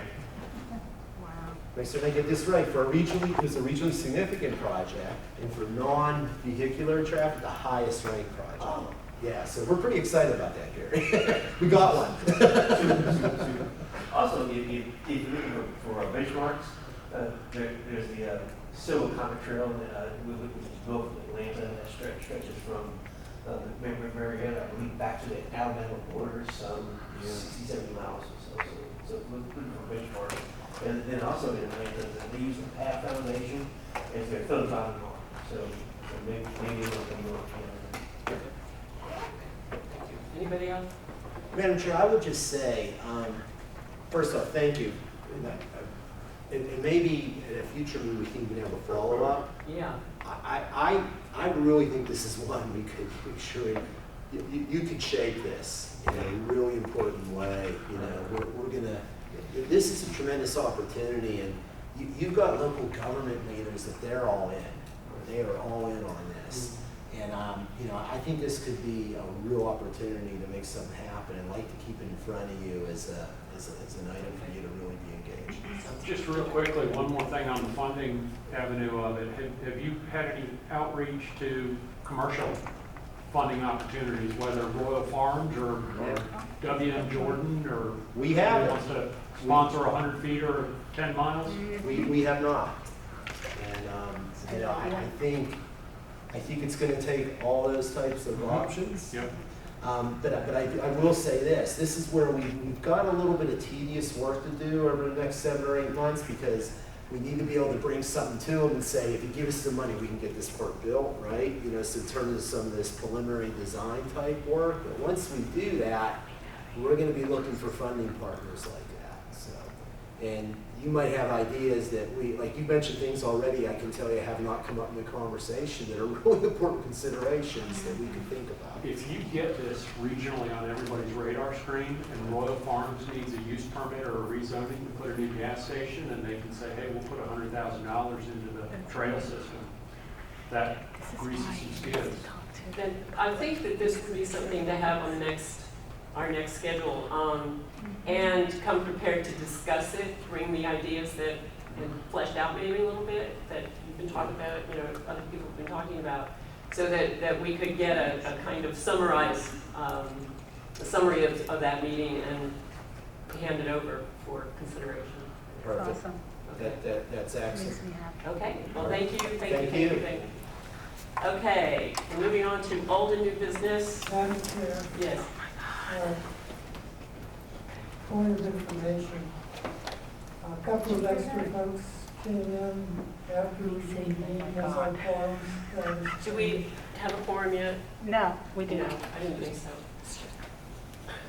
Sorry. Okay. So we will hold off those votes until next meeting. And old and new business, I do have some. Does anybody else have? Okay. Everybody else has old business. What's your old business? It's not old, I have new. Okay, hang on. We're going to do old business. Yeah, yeah. and then- Okay. Go ahead. Hybrid / electronic / virtual. Yeah, I'm just going to talk about that. Yeah. I had mentioned at our last meeting, I agreed to take to the boards, the HRTPO and the PDC, our request to have electronic meetings, or a hybrid of electronic and personal in-person meetings, considered as something for discussion on their agenda. And at the last meeting, I did bring it up, and they voted to add it to the legislative. There's a committee that discusses legislative, what's going to come up in the legislative package, and they voted at that time to include the idea of some kind of hybrid meeting as becoming the norm, so that we can. Everybody seems to think that it's really good for us to have access to the electronic, but also make sure that we have some in-person meetings. So they are going to take that up. The committee that works with that is going to take it up for us. So that's happening. Did you have anything you wanted to say? Yes, I had a brainstorm. This could be long. No, actually, it's not going to be long. Just teasing. It's just something to share with the group and request further reflection from other members here. We are an entity in and of ourselves. And so it seems to me that if we had a quorum, could memorialize the Freedom of Information Advisory Council to consider a proposal to the General Assembly for modifying the rules for meetings that would allow for virtual meetings in a non-emergency situation. I don't think so. Can you put that in a comment to the board? But I don't think so. Or to me, and then we'll put something together formally? Yeah. Okay. Does that make sense to you? Your bylaws are gonna be a bit, makes sense, your bylaws are gonna be a bit constraining on that. Your bylaws identify you as a public body, operating under the Freedom of Information Act rules, and also identify you as an advisory committee to the PPO and the PDC. Yeah, no. So Yeah. Kendall, and I'm looking your way because you know the bylaws very well. And we were gonna be working on the bylaws anyway. Having said that, this is a matter at great discussion, right? The next time the General Assembly did not have the appetite to special session, I believe this will be an item they'll be tackling in this General Assembly session. And I think they were waiting for that FOIA committee to meet and discuss some of the issues. That's correct. The other thing is, I really think you're gonna have to get past the governor's election for there to be a strong push on this. I'd encourage the CAC to stay engaged, and I think there's gonna be a lot of conversation and opportunity for that input. A lot of people agree with your perspective. Now, I think there's a critical mass issue here. So if we can approach this from a number of different vectors, it kind of builds some momentum for it. Saving screenshot. Okay. So that's the essence of it. Okay, I have one more bit of old business, which has to do with our calendar. This meeting was originally going to be held in August. Obviously, it's late September, or nearly late September. Our next meeting is scheduled for October 14th, and then the one after that is scheduled for December 9th.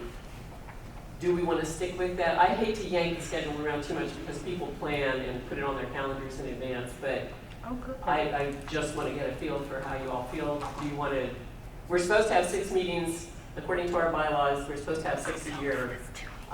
If we don't have the next meeting in October and move it to November, we have to have one in December, a month after that. So it's a question of, do we stick with the calendar as is, or do you want to change it? Stick with the calendar as is. You okay with it as is? Okay. Okay. And I think, given some of the topics that we want to bring up, We'll talk, no problem, whatever you guys want. they'll fit, we can approach them really freshly. So Whatever you guys want. I'm for that, that's great. So we'll stick to that, October 14th and December 9th. Okay. And, You got it. Go ahead. So, under new business? Yeah. I saw one of the emails, the HRPDC, Virginia Coastal, their master plan of fixing the coastline. Can we not put that on our agenda for information on what's going on there? The Sure. cost, the, timelines, Yes, the whole thing. Absolutely. Sure. Yeah. That's really of significance for us. Yes, 100%. Absolutely, thank you for that. On point today. Yeah. Just saying. Waverly, we're just in a place of yes. I'm just saying, I'm Just a yes girl today. Ask me anything. Okay. All right, any other new business? So go I ahead. just want to thank Bob and Keith and the staff here. I'm serving on a couple of other committees with Virginia Beach Vision and HR Acre, who are looking at the permitting process and planning review of development projects, both regionally in Virginia Beach. Bob has already done all the homework. He convened the meeting here for us and brought us in here and was a great resource and wealth of information. So thank you for you and the staff that you had here. That was a real valuable meeting we had. Okay, we're never gonna put all of our shit. Okay, and I have one piece of new business, which I regretfully will announce. Kendall is going to be moving on. Nuh-uh. Yeah. So we have another month or so, but I did.